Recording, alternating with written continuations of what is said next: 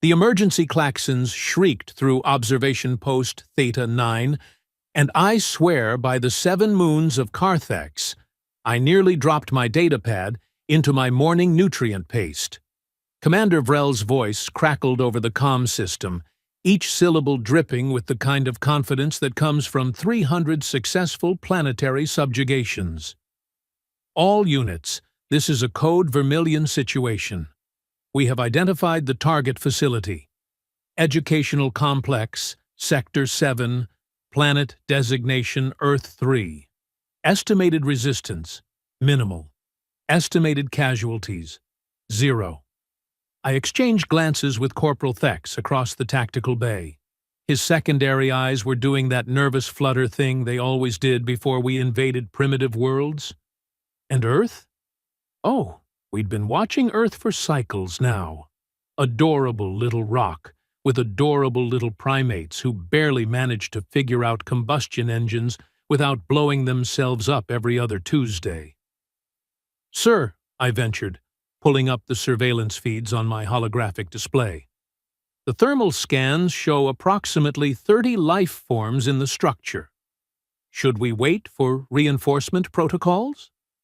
Vrel's mandibles clicked in what I'd learned to recognize as amusement. "Lieutenant Crix, these humans still use physical projectile weapons. Their military response time is measured in hours, not nanoseconds. We'll extract the research data, neutralize any witnesses, and be back on the ship before their so-called authorities even put on their primitive uniforms." Famous last words, as the humans would say. The insertion went smoothly.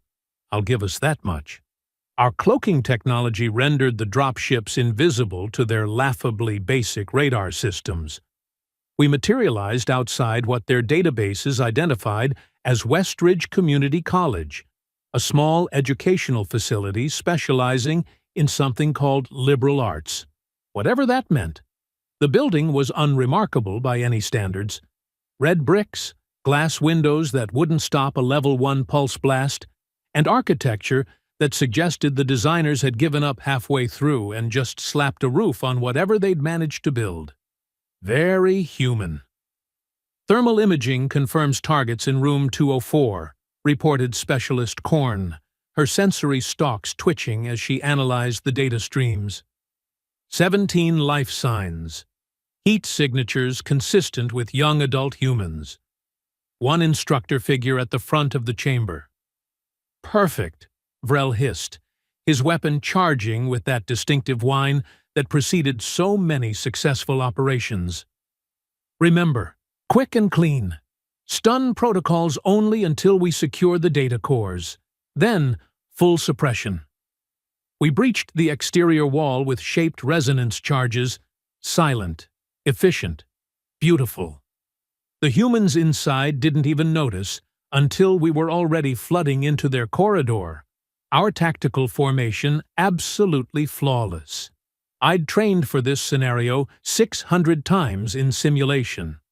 The door to room 204 yielded to Thex's override sequence, and we poured into the space with weapons raised, ready for the screaming, the panic, the delicious chaos that always accompanied first contact with species who thought they were alone in the universe. Instead, we got something else entirely. The room fell silent, sure, but not the terrified silence we'd expected. More like the silence of a predator that just noticed you walked into its den. 17 pairs of human eyes locked onto us, with expressions ranging from shock to confusion to, and this is the part that should have warned me, calculation. "Nobody move," Vrel announced in perfectly translated English, courtesy of our linguistic processors. "You are now subjects of the Carthexian Empire. Resist and face immediate termination." One human, a male with facial hair growth that suggested either rebellion against grooming standards or simple laziness, raised his hand. Actually raised his hand, like we were part of his lesson plan. Excuse me?" he said. "Is this for a film project or something? Because Jenkins didn't mention anything about special effects in today's class. I blinked all four of my eyes in sequence.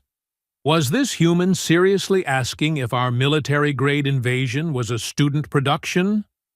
"This is not a simulation," Vrel snarled, pointing his plasma rifle at the human instructor, a middle-aged male wearing something called a sweater vest. "You will all remain seated while we extract the necessary data from your primitive computing devices." That's when I noticed her. She sat 3 rows back, 4th seat from the left. Brown hair pulled into a functional ponytail, wearing some kind of green fabric jacket over a dark shirt, and carrying a backpack that had seen better days. Nothing remarkable about her appearance, not by human standards. But her eyes? Those were different. While every other human in that room registered fear, confusion, or disbelief, this one was analyzing. I watched her gaze sweep over our formation, counting us, I realized, assessing our weapons, noting our positions. Her hand drifted toward her backpack with the kind of casual movement designed not to attract attention. Professional. This human moved like a professional. "Designation?" I sub-vocalized to Korn over our tactical channel. Her sensory stalks flickered as she accessed the student roster we'd downloaded during infiltration. Maya Torres, age 22, 3rd-year student, major in military history with a minor in something called tactical psychology. Prior background includes 4 years in their armed forces, specializing in asymmetric warfare training. Oh no. "Commander," I tried to warn Vrel, but he was too busy grandstanding, weapons sweeping across the terrified students while he delivered his standard subjugation speech. He loved this part, the moment when primitive species realized their cosmic insignificance. Maya Torres, meanwhile, had smoothly unzipped her backpack and was rummaging inside with the kind of focused calm I'd only seen in elite shock. Troopers. What could a human possibly have in a student bag that would concern a fully armed Carthexian strike team? The answer came about 15 seconds later. "Spread out!" Vrel commanded, and we began our standard suppression formation. Thex moved to cover the left flank, Korn took position at the rear exit, and I advanced toward the windows to secure our extraction route. That's when Maya Torres pulled out a textbook. I almost laughed. Almost. Then she stood up, drawing every armored head in her direction, held the book at shoulder height, and hurled it directly at Thex's cranial sensor array with enough force to make a whistling sound through the air. The impact wasn't damaging. Our armor could withstand small arms fire. But Thex's sensors, those were designed for open battlefield conditions, calibrated for long-range targeting, not for sudden close-quarters impacts. The book, some massive tome about European military campaigns, struck his sensor cluster dead center. His targeting reticle went haywire, painting threats across the entire room. His rifle's safety protocols kicked in, preventing him from firing into civilian clusters. And in that moment of confusion, Maya moved.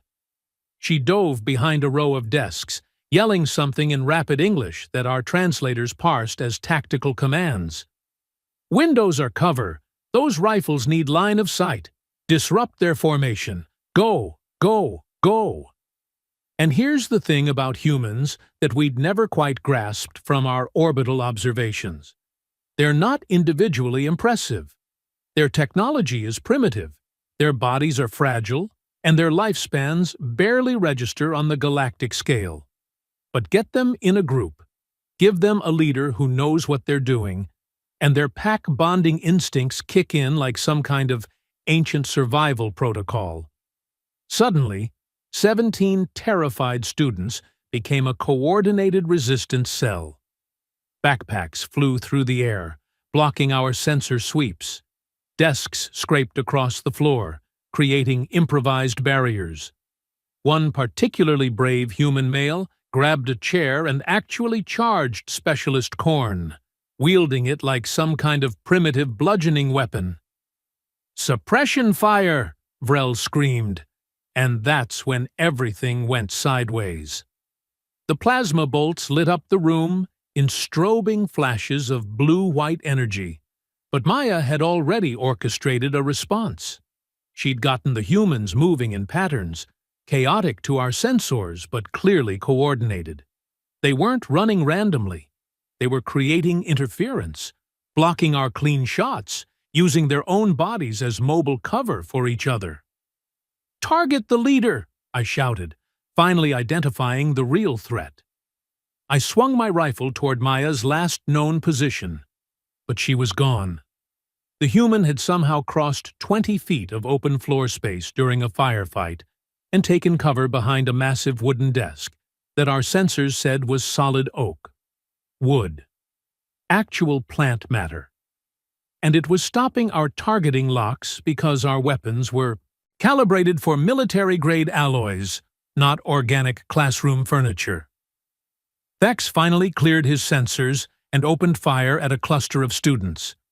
The plasma bolt screamed across the room and then, impossibly, changed direction. It took me 3 full seconds to process what I'd seen.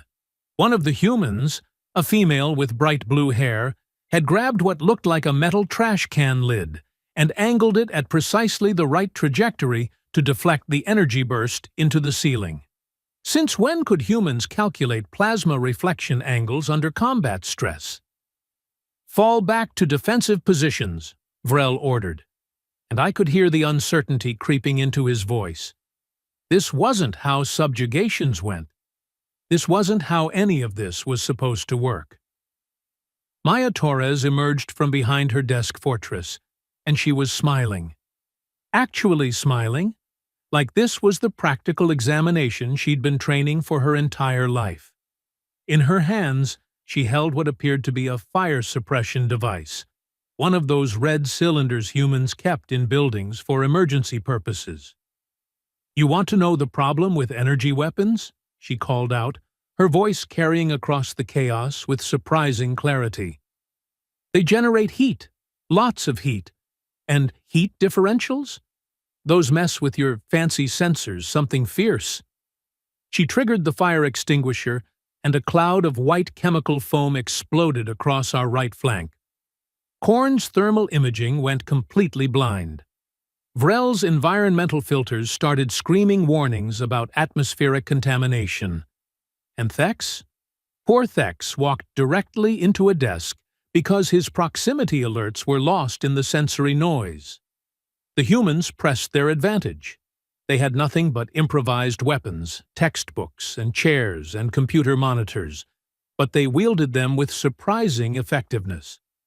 More importantly, Maya had taught them in approximately 90 seconds how to exploit our technological superiority.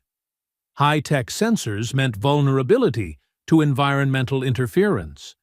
Energy weapons meant heat signatures that gave away our positions. Powered armor meant we moved slower than unencumbered humans in close quarters. A male student, built like he'd spent significant time in their primitive weight training facilities, grabbed Thex from behind in some kind of restraint hold. Our combat protocols had never accounted for physical grappling. Why would they? Who gets close enough to grab a soldier in powered armor? "Get him off me!"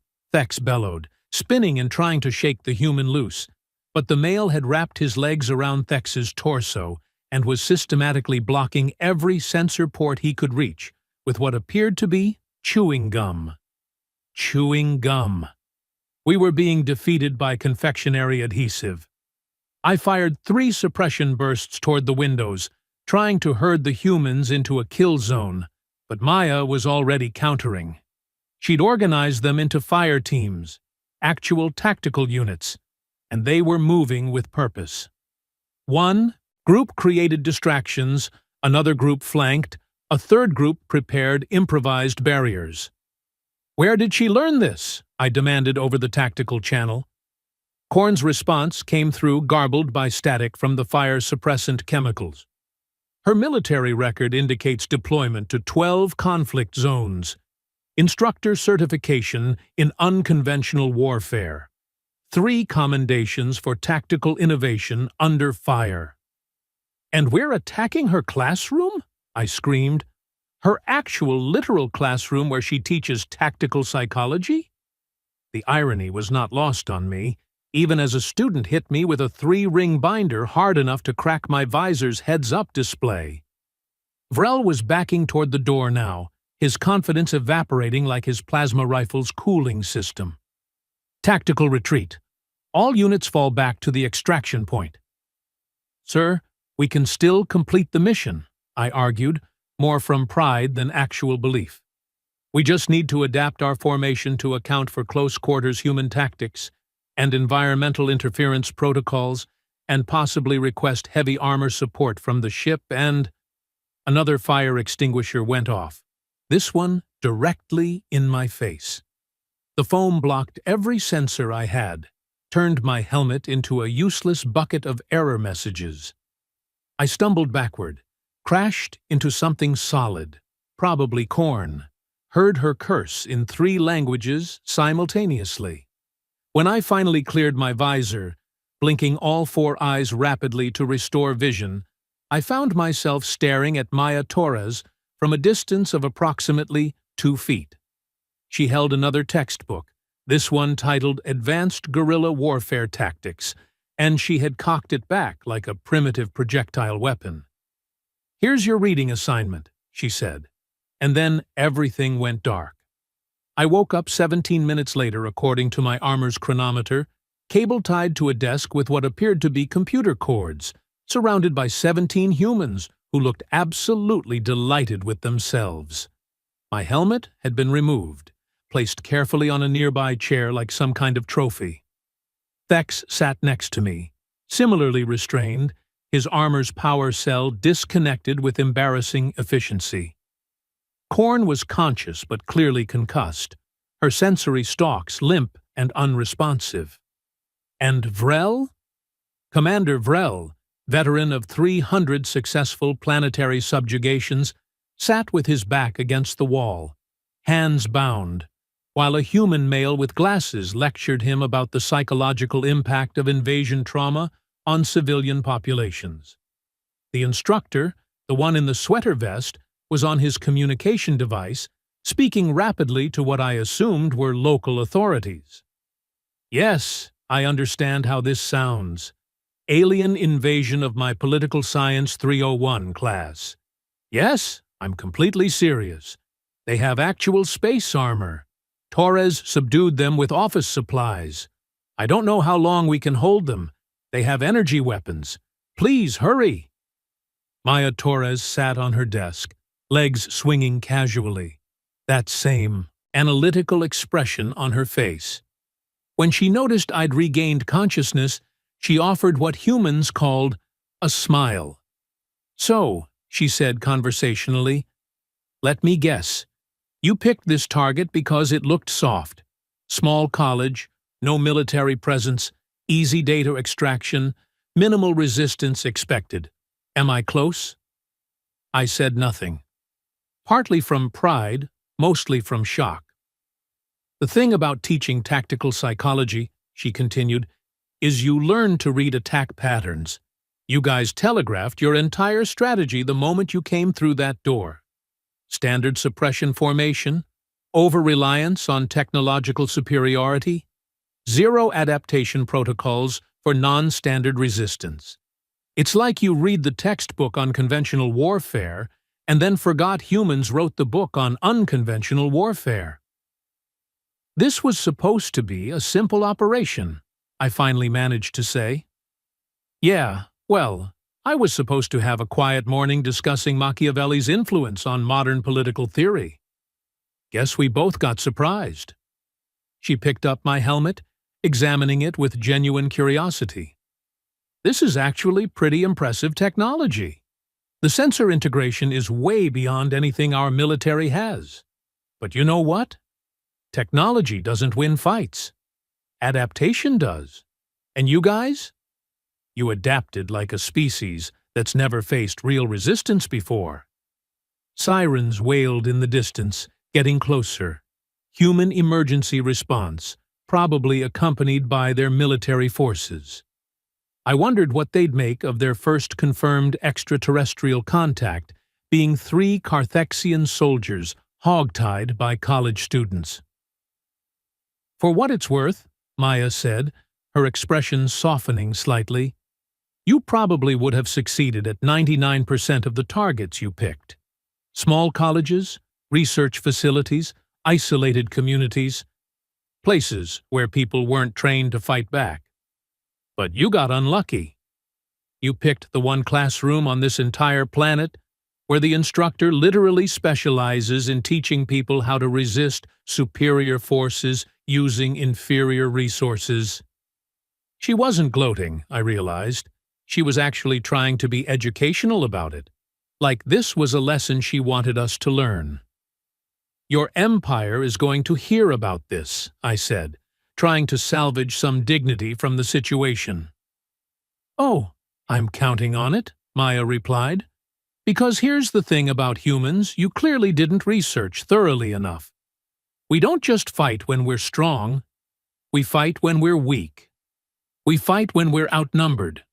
We fight when every logical calculation says we should surrender. And we teach other people how to fight too. She gestured to her students, who were busy documenting everything with their primitive camera devices.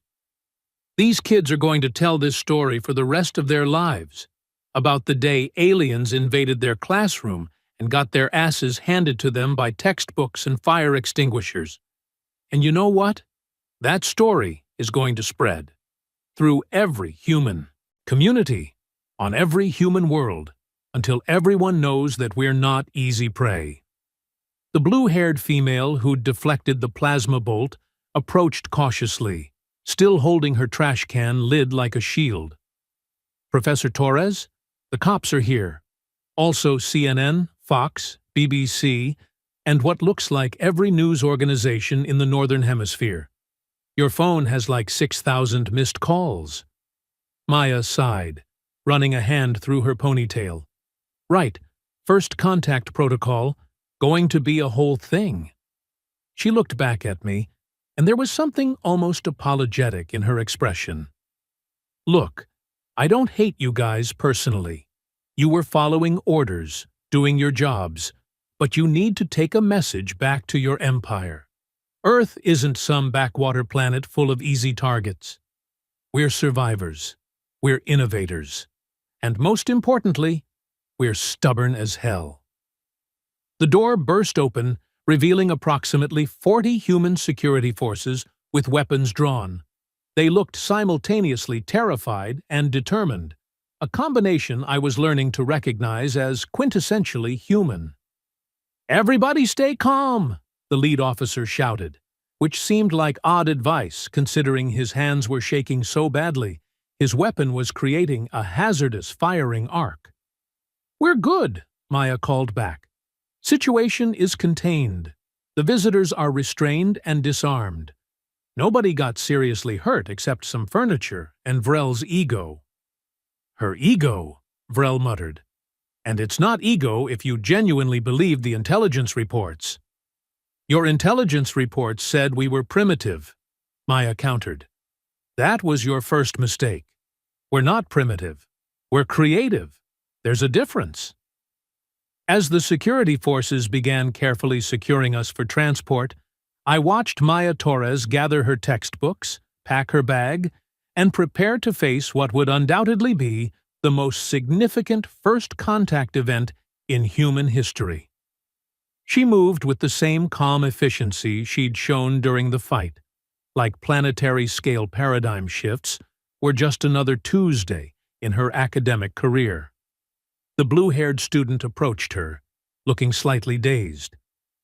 "Professor, are we still having the midterm next week?" Maya actually laughed. "Emma, we just fought off an alien invasion with office supplies. I think I can push back the exam schedule." "Cool. Also, this is definitely going to be The weirdest extra credit opportunity I've ever had. As they led me out of room 204, past crowds of emergency responders and news cameras, and humans holding up communication devices to record everything, I caught one last glimpse of Maya Torres. She was speaking to a human in a military uniform, probably explaining the tactical breakdown of what had just occurred. And she was smiling. Not with cruelty or mockery, but with the satisfaction of someone who'd just passed her own final examination with top marks. The containment facility they transferred us to was located somewhere the humans called Nevada, which apparently meant nothing to outsiders, but triggered knowing looks among the humans themselves. The structure was buried underground, naturally, because humans had apparently learned paranoia from watching too many of their own entertainment productions about alien invasions. I sat in an interrogation room that looked like it had been designed by someone who'd watched exactly one spy thriller and called it research. Gray walls, metal table, chairs bolted to the floor, and a mirror that was obviously one-way glass. Subtle humans. Very subtle. The door opened, and I genuinely couldn't believe what I was seeing. Maya Torres walked in, carrying a tablet computer and 2 cups of what my translator identified as coffee. She'd changed from her classroom attire into something more official-looking. A dark suit that suggested she'd been conscripted into whatever governmental organization handled unexpected extraterrestrial prisoners. "You've got to be kidding me," I said. "Consultant," she replied, setting 1 coffee cup in front of me. "Turns out, when you successfully defend against the first confirmed alien attack in human history using nothing but academic supplies, the Department of Defense gets very interested in your skill set very quickly. It's been 6 hours since we were captured." "Yeah, well, bureaucracy moves fast when the entire planet just learned we're not alone in the universe." She sat down across from me, taking a sip from her own cup. "Also, full disclosure, I'm recording this conversation for 17 different intelligence agencies, 3 scientific organizations, and 1 very persistent podcast host who somehow got my personal number." I stared at the coffee. It smelled appealing, which was concerning. "Is it poisoned?" "It's Starbucks. Some would argue that's worse." She smiled slightly. "Relax, Lieutenant Crix. If we wanted you dead, we wouldn't waste good coffee on you first. We'd just open your cell to vacuum and call it a containment breach." The casual way she discussed my potential execution was somehow more terrifying than actual threats would have been. "So what happens now?" I asked, carefully not touching the coffee. "Your government dissects us for scientific research? Public executions to demonstrate human superiority? Ransom negotiations with the Carthexian Empire?" "Actually, none of the above.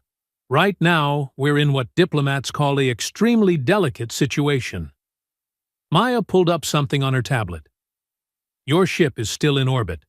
They've made no hostile moves since you guys went radio silent, but they also haven't attempted communication. Meanwhile, every nuclear-capable nation on Earth has gone to high alert, which is about as relaxing as it sounds. They're waiting for our status report," I explained. "Standard protocol. If we don't check in within 24 hours, they'll assume we were compromised and initiate orbital bombardment of the target zone." Maya's expression didn't change, but I saw her fingers tighten slightly on her coffee cup. "That would be bad." "For you, certainly. For us, strategically questionable. Bombing a planet you intended to subjugate is terrible resource management. I meant bad for everyone, including your crew up there. Because if your ship fires on Earth, we fire back. And while our weapons might be primitive by your standards, we've had nuclear capabilities for 80 years. We've gotten pretty good at putting warheads where they need to go." I felt my stomach drop.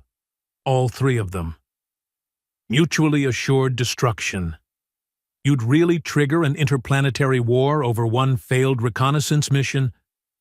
In a heartbeat, Maya said without hesitation. That's another thing your intelligence reports probably missed. Humans are absolutely terrible at cost-benefit analysis when we're angry. We'll burn down our own house if it means the burglar doesn't get our stuff. She wasn't bluffing. I could see it in her eyes, that same calculating determination she'd shown in the classroom. This human would absolutely initiate a conflict that could devastate both species, not out of malice, but out of principle. So, what do you want from me? I asked carefully. Communication, cooperation, a chance to not turn first contact into first casualties on a planetary scale. Maya leaned forward. Here's the situation. Your empire thought Earth was easy pickings. You were wrong. But you're also not the only threat out there, are you? Your databases, which we're currently downloading from your armor's memory cores, suggest the galaxy is full of species that make you look friendly. My secondary eyes widened involuntarily. You cracked our encryption? 17-year-old kid in Mumbai did it in 40 minutes. Posted the solution on GitHub before we could stop him. Turns out your security protocols assumed nobody would think to try brute forcing with prime numbers derived from organic compound structures.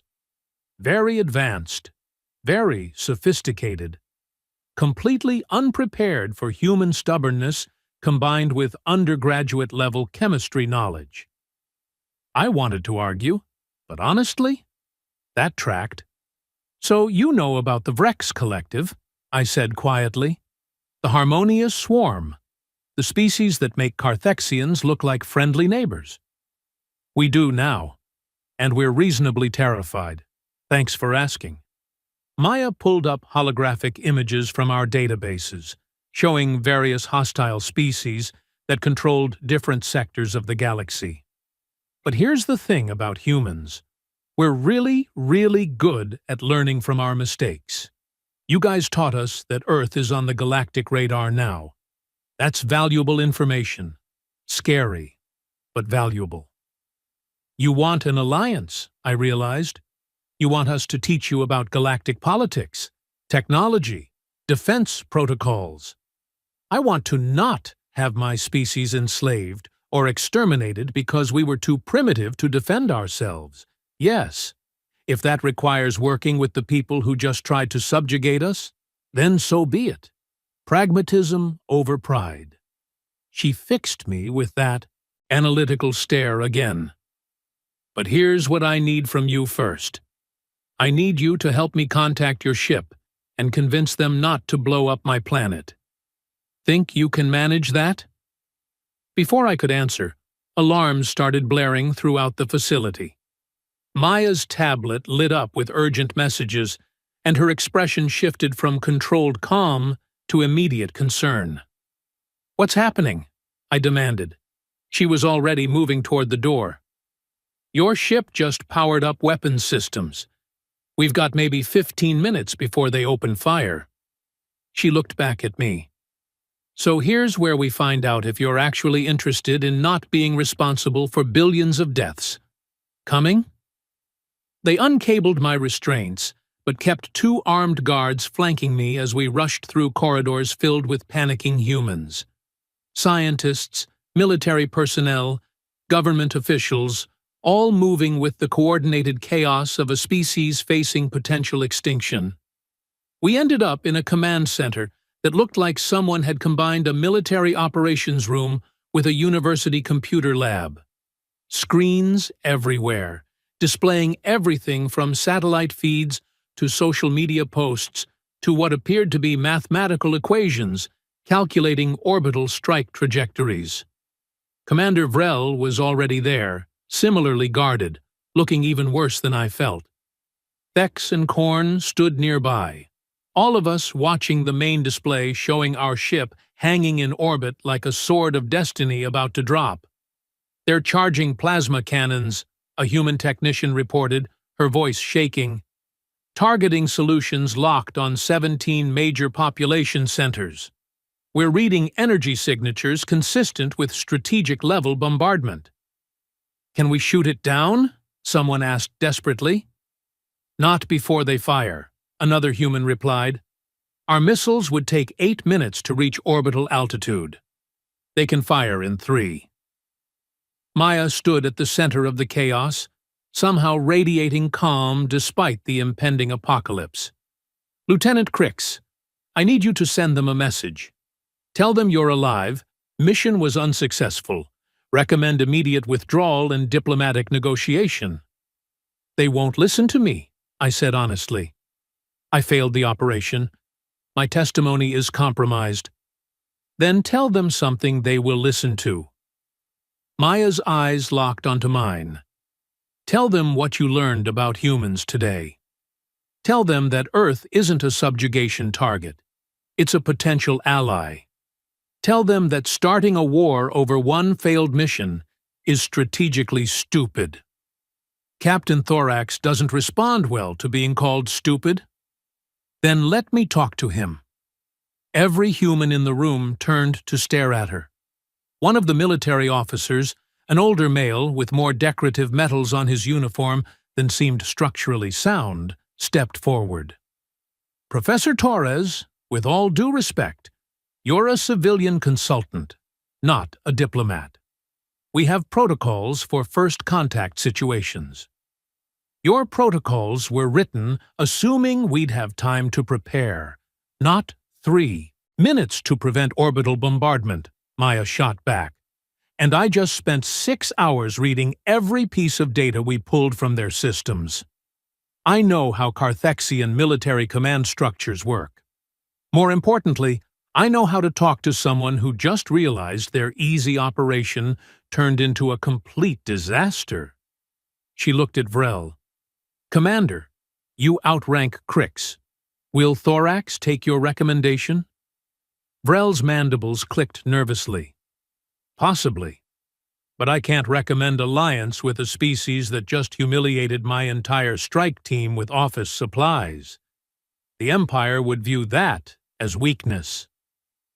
Good thing I'm not asking you to recommend alliance, Maya said.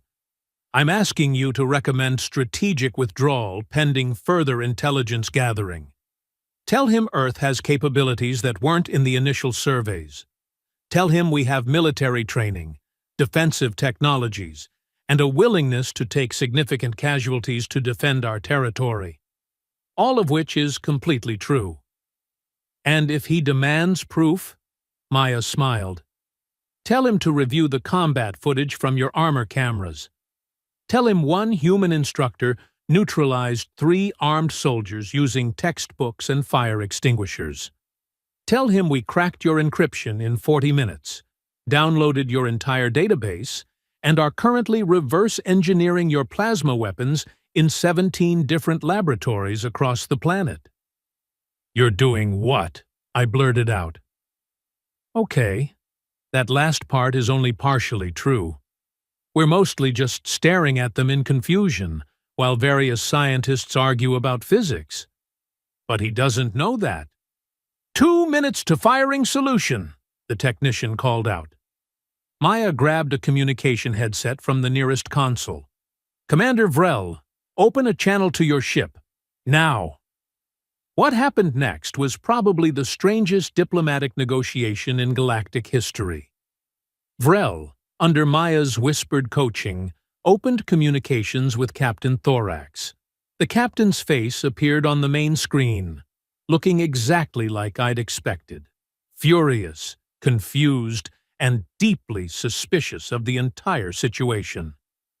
Commander Vrel, Thorax's voice carried the weight of 300 years of military authority. Your strike team has been silent for 6 hours. Explain your failure before I glass this primitive rock and everything on it.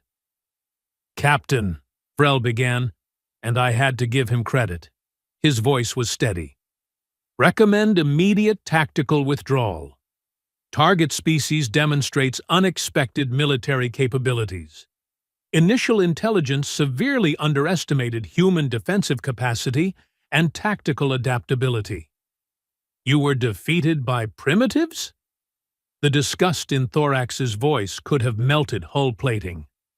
That's when Maya stepped into camera view, still wearing her consultant suit, looking absurdly calm for someone facing down an alien warship. Captain Thorax, my name is Maya Torres. I'm the primitive who defeated your strike team. And before you do something strategically catastrophic, I'd like to propose an alternative to mutual annihilation. The silence that followed was the kind of heavy quiet that happens right before something explodes, either literally or metaphorically. A human, Thorax finally said, his tone suggesting he'd just discovered something disgusting on his boot. A single human addresses a Carthexian battle captain directly. This breach of protocol alone justifies immediate bombardment. Yeah, about that, Maya continued, completely ignoring the death threat. Your bombardment will kill approximately 8 billion humans and trigger a nuclear response that will cripple your ship's shields before you can retreat to hyperspace. Our missiles might be primitive, but we've got thousands of them, and we're really motivated right now. So instead of turning this into the galaxy's most embarrassing mutual kill, how about we discuss why your intelligence reports were so catastrophically wrong? I watched Thorax's expression cycle through confusion, rage, and then, surprisingly, curiosity. You have 60 seconds to interest me before I fire, he said. Your empire targets weak species for subjugation. Smart strategy. Efficient. But your definition of weakness is flawed. Maya pulled up holographic displays showing various human conflicts throughout history. You assumed technological inferiority equals military weakness. Humans have been fighting asymmetric warfare for thousands of years. We've defeated superior forces so many times it's boring. We've won wars against enemies with better weapons, better armor, better technology. Want to know how? Enlighten me, primitive.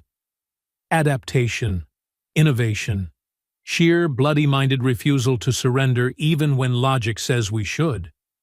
She zoomed in on footage from the classroom fight. Your soldiers came equipped for conventional suppression. We countered with unconventional resistance. Your weapons were designed for open warfare. We fought in close quarters. Your armor provided technological superiority. We exploited its environmental vulnerabilities. She paused, letting that sink in. Now, imagine that scenario played out across 8 billion humans, fighting on terrain we've inhabited for 200,000 years, using tactics we've refined through countless wars. How many soldiers would you lose taking Earth? How many resources would you spend occupying a planet where every captured territory requires constant military presence? How long before other species notice the Carthexian Empire is overextended, bleeding resources into an unwinnable occupation? Thorax's expression had shifted completely. He was listening now, really listening, the way commanders do when someone points out a strategic nightmare they hadn't considered. You threaten resistance, he said, but there was less certainty in his voice. I'm promising it, Maya corrected, but I'm also offering an alternative. Your databases show dozens of species that make you look friendly. Species that would happily exterminate both our civilizations given the chance. You need allies, Captain. Real allies, not subjugated populations that rebel the moment you show weakness. And Earth could be such an ally? The skepticism was heavy, but not dismissive. We can offer something no subjugated species can. Innovation.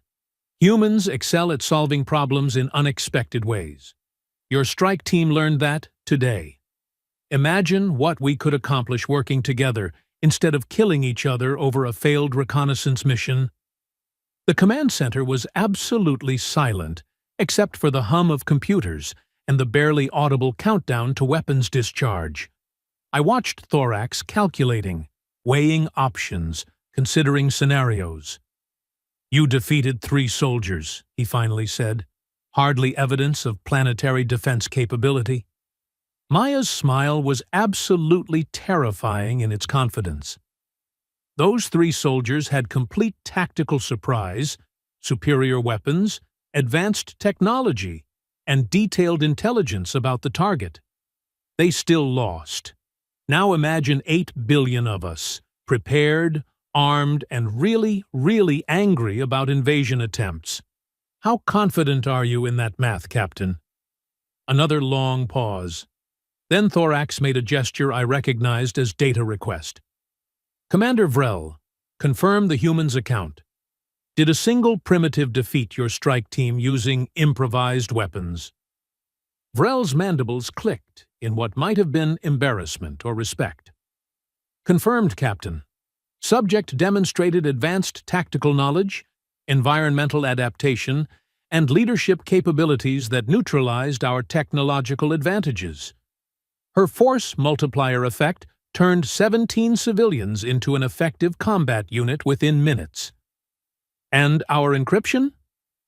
Compromised within the hour by their computational networks," I added, figuring I might as well pile on. "They've downloaded our tactical databases, technology specifications, and command protocols. They know about the V-Rex. They know about the swarm. They know the galaxy isn't safe, and they're already preparing defensive strategies." Thorax was silent for nearly 30 seconds, which felt like approximately 10 years under the circumstances. "Stand down weapons," he finally ordered.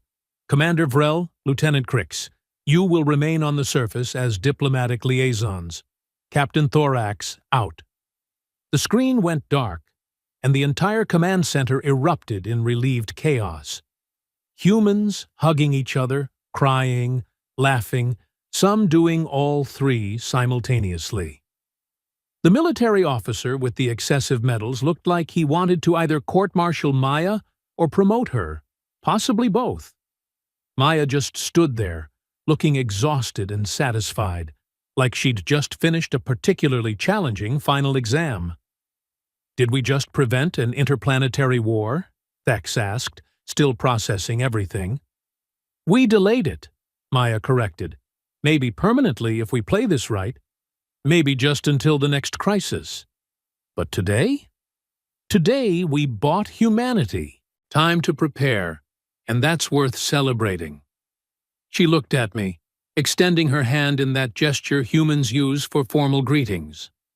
"So, Lieutenant Crix, ready to be humanity's first alien friend? Fair warning, it's going to be a lot of paperwork, cultural misunderstandings, and awkward diplomatic incidents." I took her hand, carefully measuring my grip strength to avoid crushing her primitive skeletal structure. "After today, I'm prepared for humans to surprise me constantly. Good attitude. You're going to need it." 6 months later, I stood in the newly constructed Interspecies Relations Center in Geneva, watching Maya teach a class on tactical psychology to a mixed audience of human military personnel and Carthexian diplomatic liaisons. Her curriculum now included case studies in asymmetric warfare, human conflict history, and what she cheerfully called how to defeat technologically superior forces using whatever's available. The Carthexian Empire and Earth had signed what both sides carefully called a strategic cooperation framework, which was diplomat speak for "we're not going to war, but we're also not completely trusting each other yet." Trade agreements were being negotiated, technology exchanges were happening under careful supervision. And slowly, carefully, both species were learning that maybe the galaxy was big enough for cooperation instead of conquest. I'd been assigned permanent liaison duty, which meant splitting my time between teaching Carthexians about human unpredictability and teaching humans about galactic politics. It was exhausting, occasionally frustrating, and absolutely fascinating. "Lieutenant Crix," Maya called out from her podium. "Want to share your perspective on the initial assault? I'm trying to explain to these cadets why your standard suppression formation was so ineffective." I moved to the front of the class, facing 60 eager faces, some human, some Carthexian, all taking notes with varying degrees of competence. "The problem," I began, "was that we treated humans like every other species we'd encountered. We assumed primitiveness meant predictability. We assumed technological inferiority meant tactical weakness. We were catastrophically wrong on both counts." A human cadet raised her hand. "Sir, what would you do differently now?" I considered the question carefully. Everything. Different approach vector, different formation, different weapons protocols, different intelligence gathering. But honestly, if I had to assault Professor Torres's classroom again with perfect knowledge of what would happen, I'd recommend not doing it at all. The class laughed, that peculiar human sound that indicated amusement rather than threat assessment. "Why not?" a Carthexian liaison asked. "Because some battles aren't worth fighting," I said. "Because sometimes the greatest strategic victory is recognizing when you're about to make a terrible mistake and choosing a different path. That's what Earth taught the Carthexian Empire. Not that we're weak, but that strength comes in forms we'd never considered." After class, Maya and I walked through the facility's gardens, past sculptures representing unity between species and memorials, to the near disaster we'd narrowly avoided. "You know what's funny?" Maya said, watching human and Carthexian students studying together in small groups. "If your empire had approached us as potential allies instead of targets, we probably would have been falling over ourselves to cooperate. Humans love meeting new people. We're practically hardwired for it." "Noted for future reference," I replied. "Though I should mention Captain Thorax is still deeply embarrassed about the entire incident. He's currently advocating for completely revised first contact protocols across the Empire." "Good. Tell him I'm available for consulting if he wants to avoid future textbook-related defeats." We paused at a memorial stone, inscribed with words in both English and Carthexian script. "First contact, October 15th, 2025. The day we chose cooperation over conflict." "Think it'll last?" I asked. "The peace, I mean."